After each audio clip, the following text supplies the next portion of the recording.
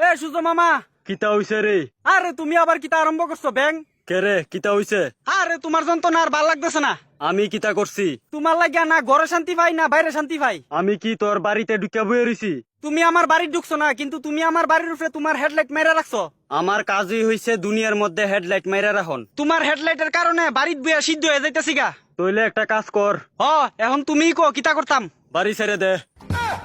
আমার হেডলাইটের কারণেই তোর আর জীবন আলোকিত হয়। তোমার আসল প্ল্যানটা কিতা আমারে কৌতো।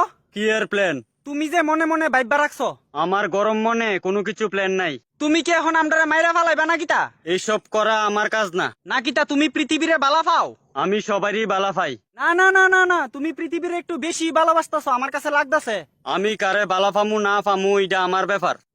তোর প্রবলেম কিতা? তুমি যে এত গরম দিতাছো আর সহ্য হইতাছে না তো। আমার কাজই হইছে গরম দিয়ন, কারণ আমার গরমের মধ্যে অনেক কিছু আছে। এলিগা তুমি